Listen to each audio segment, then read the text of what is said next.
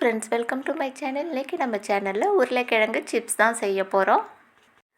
உருளைக்கிழங்கு சிப்ஸ் பண்ண 1 கிலோ அளவுக்கு உருளைக்கிழங்கு எடுத்துருக்கேன். அதை நல்லா கழுவி எடுத்துக்கலாம். உருளைக்கிழங்கு சிப்ஸ் செய்யும்போது சின்ன சின்ன விஷயங்களை ஃபாலோ பண்ணாலே போதும். நமக்கு உருளைக்கிழங்கு சிப்ஸ் கடையில் போடுற மாதிரி டக்குன்னு போட்டுடலாம். அதிக குவான்டிட்டிலையும் செஞ்சிடலாம். கடாய் வச்சுடுங்க. கடாய் ஹீட் ஆனதும் தேவையான அளவு எண்ணெய் சேர்த்துக்கோங்க. சிப்ஸ் செய்வதுக்கு இந்த மாதிரி ஒரு சீவல் எடுத்துக்கிறேன். சிப்ஸு செய்வதுக்கு மரத்தில் எவர் சில்வரில் கூட வருது. நீங்கள் எதில் வாங்கி யூஸ் பண்ணாலுமே அதில் கரெக்டான அளவில் சிப்ஸ் விழுதான்னு ஃபஸ்ட்டு ஒரு முறை செக் பண்ணிக்கோங்க. சில சீவலில் ஒரு பக்கம் பச்சி போடவும் இன்னொரு பக்கம் சிப்ஸ் போடவும் இருக்கும். நீங்கள் அதை பார்த்தாலே தெரியும், சிப்ஸ் போடுறது கொஞ்சம் சைஸில் சின்னதாக இருக்கும். சிப்ஸ்லாம் ஈவனாக வெந்து வந்திருக்கு பாருங்கள். கருகலை, வேகாமல் இல்லை. பார்க்கக்குள்ளே தெரியும் உங்களுக்கு இது எந்த அளவுக்கு கிறிஸ்பியாக இருக்குன்னு.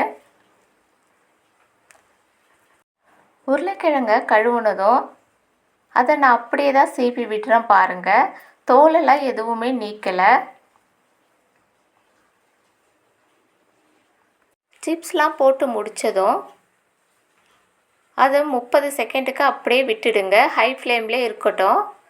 30 செகண்டுக்கு பிறகு இந்த மாதிரி எண்ணெயை கலக்கி விட்டுக்கிட்டே இருங்க.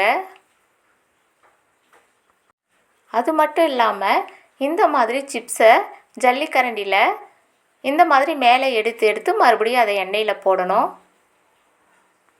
ஃபஸ்ட்டு ஒரு 30 செகண்டுக்கு மட்டும்தான் ஹை ஃப்ளேமில் அப்படியே விட்டுடணும், டச் பண்ணாமல். ஏன்னா அந்த நேரத்தில் நீங்கள் போய் அதை டச் பண்ணிங்கன்னா பிசு பிசுன்னு எல்லா கிழங்குமே ஜல்லிக்கரண்டிலே ஒட்டிக்கும். ஹை ஃப்ளேமில் 30 செகண்ட் வெந்ததும் அது ஒட்டாது நமக்கு. அதன் பிறகு நம்ம ஜல்லிக்கரண்டியை வச்சு லைட்டாக கலந்து விட்டு மேலே எடுத்து போட்டு அதன் பிறகு சிப்ஸை வேக விட்டு எடுத்திங்கன்னா உங்களுக்கு பர்ஃபெக்டான சிப்ஸ் கிடைக்கும். மறுபடியும் அதே மெத்தடில் செய்து காமிக்கிறேன் பாருங்கள். உங்களுக்கு புரியணுன்றதுக்காக தான் மறுபடியும் செய்து காமிக்கிறேன். இந்த மாதிரி தான் பண்ணணும். அப்போ தான் உங்களுக்கு சிப்ஸ் ஈவனாக வெந்து வரும்.